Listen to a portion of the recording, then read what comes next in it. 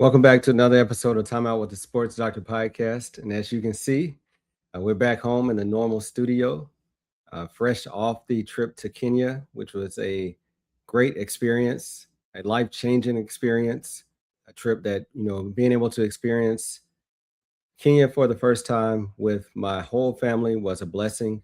Being able to be a part of the mission trip with Ethlyn's Hope was just mind blowing, and being able to interact with the people of Kisumu as well as being able to tour Nairobi was just a really special event and just a really special experience.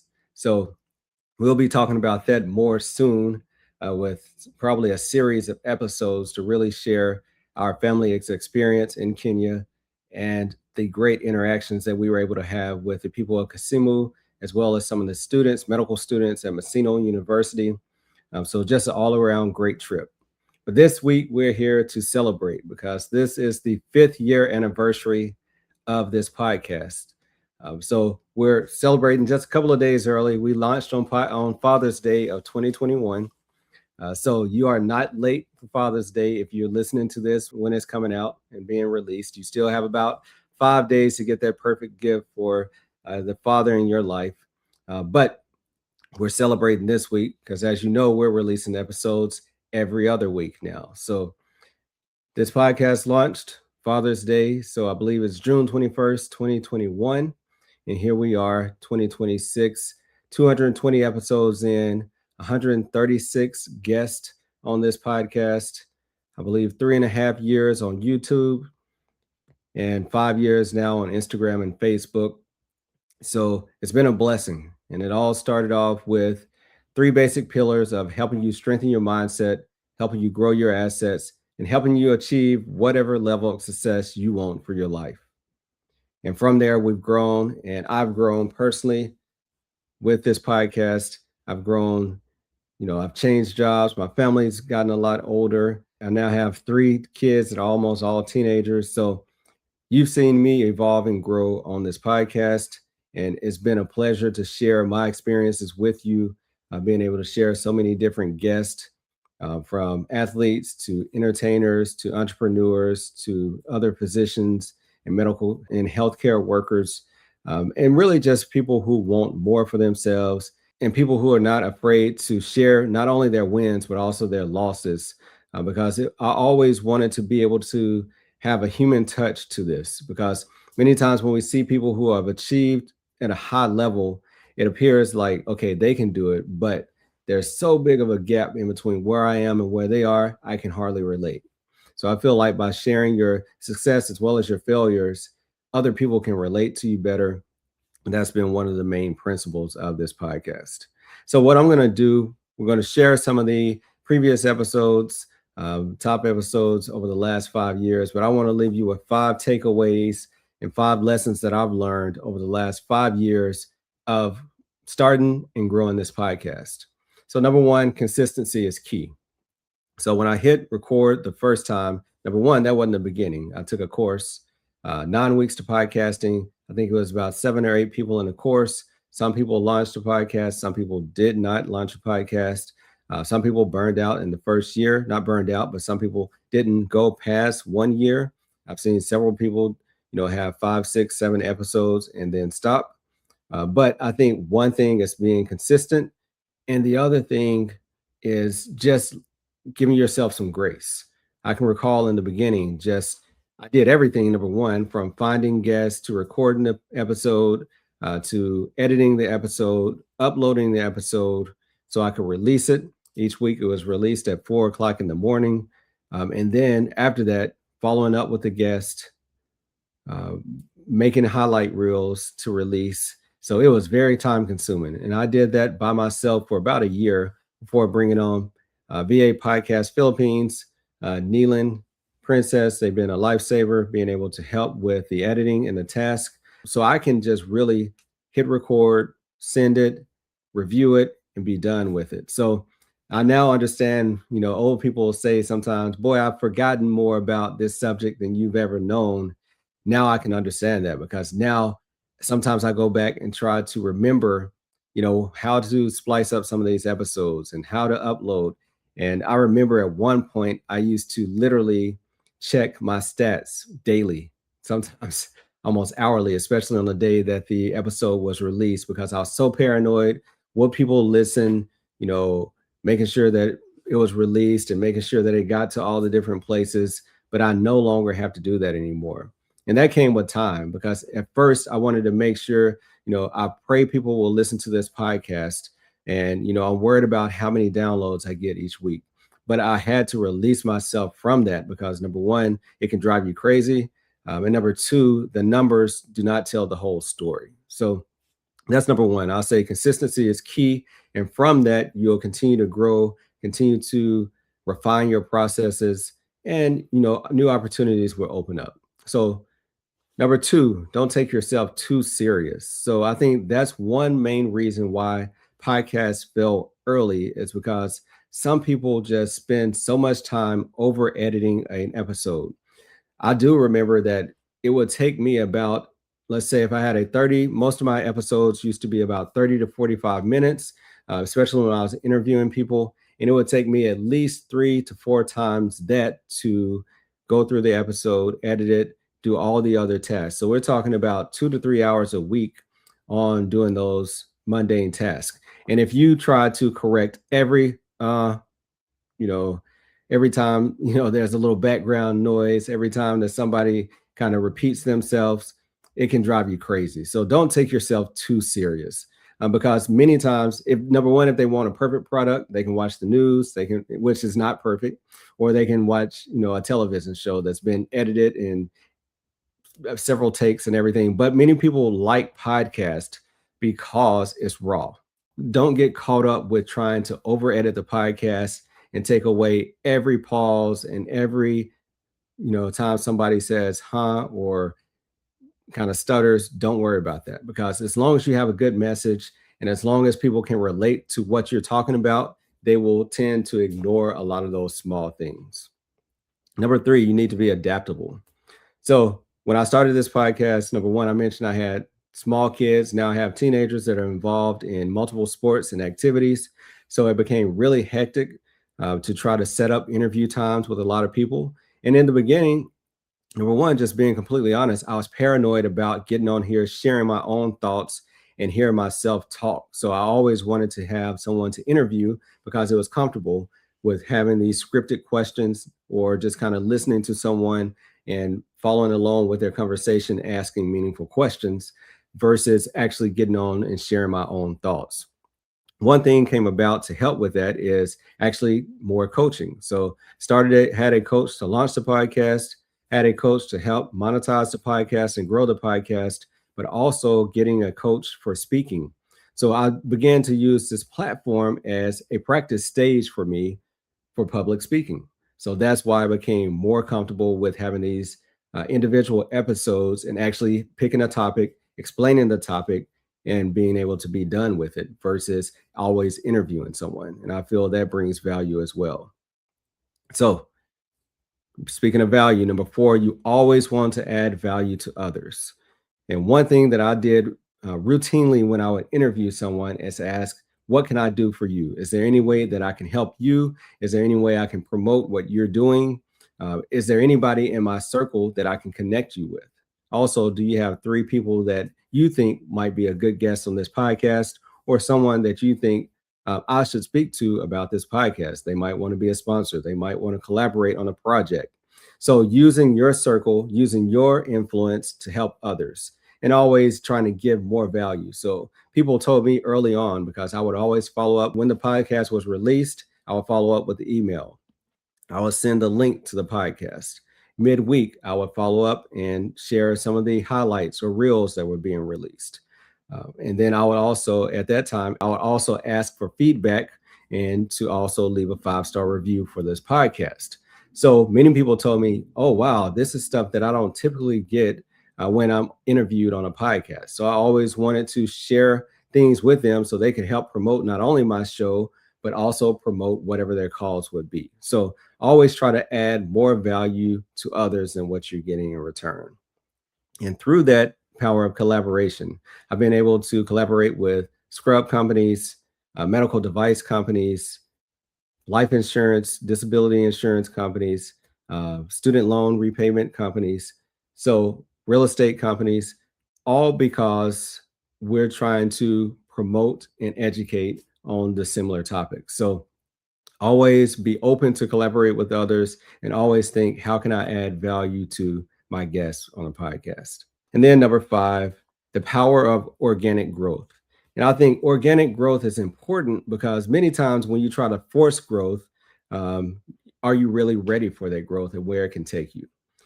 Some people will pay for ads on, social media. Some people will boost their podcast. I remember early on, it was offered, do you want to put commercials in your podcast where we'll pay you money, but you don't know what the commercials are about? I refuse that. I just grew the podcast organically. I grew the podcast through connections. I grew the podcast through interviewing people and talking to others about it.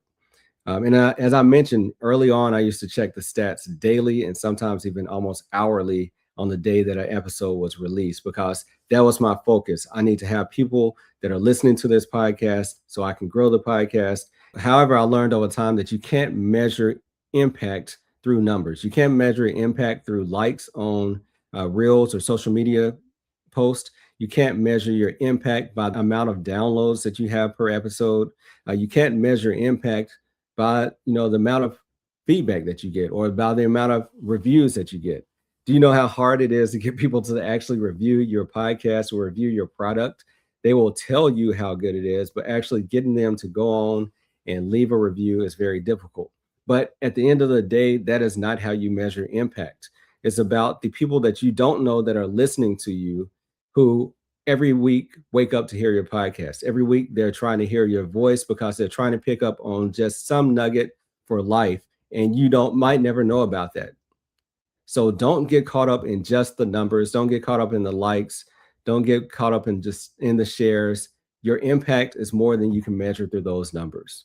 And once you really realize that, you really understand the value that you bring through your podcast. And not only is it about money and making money or, about getting likes, it's about the lives that you're helping and you're touching, and you might never know. Because people come up to me all the time and say, man, I enjoyed that episode. I appreciate what you said. I didn't even know they were listening to the podcast. Many times they're hearing clips. They're not even listening to the whole episode. They're hearing clips on social media. So being able to repurpose your content is another powerful avenue for utilizing your podcast. So hopefully those tips help. Those are just some lessons I've learned along the way. I really appreciate you all for being in this community. I appreciate every single guest who's been on this podcast. I appreciate every sponsor who has helped me pay the bills and keep the lights on for this podcast. And I appreciate everyone who just continues to show up for me. And who knows where it's going. About a year and a half ago, truly, I was burnt out on this podcast. I had to go from weekly episodes to twice a month. And, I started doing a lot more solo episodes. However, pushing through that obstacle, that's when I started to see different just avenues open up, things that I never really thought about. Now, doing voiceovers for companies, all things that probably came about through my public speaking growth and through my ability to learn how to add value outside of just regular podcast episodes. So just start, remain consistent. You don't know where this is taking you, but if you are adaptable and you're willing to just grow and learn as you go, I promise you it will be a blessing more than you can understand where you are right now. So happy Father's Day. Happy Juneteenth. This is going to be a special Juneteenth because I'm hosting a family reunion in the spirit of Juneteenth this week. So I will be welcoming my family to my home and to Jackson and Madison, Mississippi, and really looking forward to that. And thank you for all that you do. Enjoy as we look back on some previous episodes from the very beginning up to the current day. And thank you for continuing to be a part. Peace. I started this podcast because it is my mission to inspire others to dream bigger than their current situation. Mentorship played a pivotal role in my success, and I want to share that with other aspiring physicians, athletes, and young entrepreneurs. I want to build a community where listeners can gain valuable life lessons to apply to their daily lives. This show will be a weekly interview style podcast. Guests will range from your favorite athletes and celebrities to leaders in the medical field performing cutting edge medicine. We will highlight athletes, physicians, and just everyday heroes who are doing extraordinary things and positively impacting the world. I think I would be most proud of. I'm obsessed with the journey of life and extracting value out of every moment. And I find that if you enjoy your work, then you never work a day in your life. That kind of thought process. But I seek value in interactions with coworkers, with patients, even in an off interaction. My thought is, man, what are they going through? I wonder what's making this person act like this. And I just have this kind of natural curiosity about the way things work, the way things fit together. And even in tough circumstances, like we mentioned earlier, the ICU, love, hate, I challenge myself to change my frame of reference to the point that I enjoy things that I otherwise wouldn't. So I kind of just psych myself out and live in a happy little bubble, Yeah. I guess. But that works for me, and I try to like maintain my happiness at all cost, while being conscientious to those around me and kind of taking on um, the thought process that they're going through something, we're all going through something. I'm happy, I'm comfortable. If I can help you offload whatever you're going through, lay it on me. I'm here to help, and just enjoying life, taking it as it comes. Press record, get something done. Press record at least 3 times so you kind of get the hang of it. And then from there, you can work on the cover art, all that other stuff, and it can change. Our cover art has changed. Nothing is written in stone. And the beauty of podcasting is it's your show. You can do what you want with it. So, our show went through a few different iterations before it became what it is today. Even before it was just an audio show, we've had different artwork, different music. So because you own it, you can do whatever you want with it and reach out. The podcast community is very open and giving. We help each other. So whatever questions you have, reach out, get a mentor, or just get a question answered, and we'll be there to support you along the way. If you have something to say, there's somebody that wants to hear it, and that transformation is yours to give them. So be open. If it's on your heart, do it. And there are people that'll help you do it. As a professional, for most people that I'm talking to, one of your most valuable assets, if not your most valuable asset, is your time. So being able to find someone that you can work with, having a virtual assistant or having a assistant of some sort, I think is key to being able to remain consistent. And I've been able to do that for the last year and a half. Someone who now thinks like me when it comes to the podcast, someone who's able to give you tips and tricks, someone who is able to keep you up to date, because I don't study podcasting. I don't, read a lot of blogs about what's new and AI and different things of that nature. So hiring someone can keep you up to date on what's going on in the podcast, keep you relevant, and keep your episodes coming out with consistent quality. So I definitely believe in automating and delegating. I want to encourage you, like I said, if you want to write a book, start a podcast, the time is now. Waiting on the season to be perfect probably will not occur. So I wanted to share this because in real time, because I know that many different feelings. And even now, I feel like almost back when I launched my podcast, I'm completing this project, but starting to have those same thoughts in my head. Who really needs this? Starting to already think about results. How many people are going to join? All the things that don't really matter, because going through making sure we have a quality product, making sure that whoever is going to be present is who needs to get this information. And that's really the process, going about the day-to-day work, not worried about the end result. And that's really what I have to focus on right now, because getting anxious as the start date approaches, but knowing that I've already won by getting this seminar together in less than 3 months. From time of meeting to time of launch, less than 3 months, that's a victory. and I'm going to take that victory to the bank, and I'm going to build off this opportunity. And I encourage you to continue to do the same. I guess I've learned how to tune out the noise, so to speak, or like the volume of what people say online, because it's like a big move happens or something and people go automatically to the negative because it's the more attractive thing. But it's good to see that with what was started, it continues to evolve and there's a kindling of the flames there that's continuing to burn. Be more concerned about your trajectory than your current location. I thought that was very profound because, many times you can be, let's talk about rankings. If you're ranked number 5 for someone, that's good. For someone, that's bad, because someone was ranked number 1, now they're currently ranked number 5, or someone might have been ranked number 100, now they're ranked number 5. So being ranked number 5, while it might be good, it's more important, where's your trajectory? Are you headed in the right direction? Are you doing the right actions to make you progress instead of regress? So be more concerned about your trajectory than your current location. I think it's really, take time and identify your values, identify what's important to you. There is nothing wrong with working a 9-to-5 job. There's nothing wrong with that. If that gives you the financial stability and the time to go do the things you're passionate about on the weekends or in the evenings, or to volunteer or to donate to those things, there's nothing wrong with that. But identify your values and make sure that, when you look back, I always like to ask myself, what would my 80-year-old self choose? If I was 80 years old, maybe we'll add in some inflation for modern medicine. We'll say 90. If I'm 90 years old and on my deathbed, what life would I have wanted? Is it going to be just working the grind just to get a little bit nicer of a car, just to get a little bit bigger of a TV, just whatever?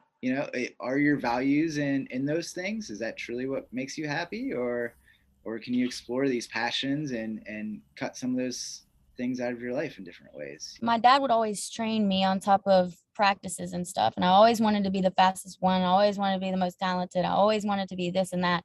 But when you go to a bigger level, it's not just you anymore as it used to be. It's other people. And so something has to separate you, because other people are training, other people are working out now, because it's big time. Like, it's not just, I play on a soccer team at the high school or middle school, just to stay busy. So I thought I was mentally tough. My dad told me when he would take me training, I would miss goals and I would get down on myself. And I was like, I don't know why I'm having a bad training. And he would be like, you need to start speaking positive to yourself. Don't worry about the one that you just shot. Worry about the next one, because if you worry about this one, you're going to miss the next one. And you're going to miss the next one. So I started focusing on myself, and he told me to literally tell yourself you're the best. If I'm out there, I remember I was in high school and I shanked a PK, and I literally told myself I was the best. As soon as I shanked that PK, I told myself, I said, I am the best. And I turned around and I scored hat trick. And it's just like, you have to believe in yourself. You can't continue to stay on the negativity mental side, because it's just going to take you down. And yeah, there's a side of being cocky, but it's not that point, because I'm not going and telling people, hey, I'm the best, I'm telling myself that. It's like mentally. So nobody hears that from me. They see that I shanked the PK, and like most people or myself, I would be like, oh my gosh, there's recruits here. What do I do? And then you get small to yourself. But if I told myself I'm the best and just think that I'm playing when nobody's watching, it just like helped me a lot. So my dad really helped me with the mental part. If the athlete is not willing to do the hard work of rehab, he's going to remain stiff and weak and unable to perform to the top of his ability. So one of the most frequent questions I get is, Doc, when will he be ready to go back to play? And they want a straightforward answer, and it's definitely more complicated than that. I can tell you in this time frame, you should be getting better, but if you're not showing up to do the work, to do the rehab, to strengthen your muscles, to get back to the point so if I put you in the game, you don't return to me injured again. So I can imagine that when I was going through the struggles of trying to pass this test, and I was praying to God, Lord, please just let this test pass me, Lord. Please put me back. My career is in jeopardy. That he was looking at me saying, son, you're worried about this test, but I'm worried about your life. I'm worried about when are you going to do the therapy to fix your brokenness, to fix your self-control, to fix all the things that you need, because I have a blessing for you that I need you to be ready for. You will never know the extent of your potential until you give it something to do. So your potential needs to be tested, right? Your potential needs to actually have work to do to help reach your full potential. And then I'll leave you with this one is disappoint, procrastination, and commit to releasing your full potential. So once you can do that, if you decide, hey, I'm going to disappoint, procrastination, I'm not going to sit here and just ponder over all these tasks that I need to do. I'm not going to sit here and just wonder what it would be like if I actually started to write a book. I'm going to start to write that book. I'm going to start researching what does it take to be an author. I'm going to start researching what resources do I need to acquire to be able to complete this task. So disappoint, procrastination, and commit to releasing your potential. Thank you for continuing to support this podcast. If you enjoyed this episode, then please leave a 5-star review. And if you haven't done so, subscribe so you continue to get the updated episodes. Until later, peace. Time out with the sports doctor. Keep our head right in the game. We ain't never stopping. You are now tuned in. Trust you don't want to miss. This is where life, sports, and medicine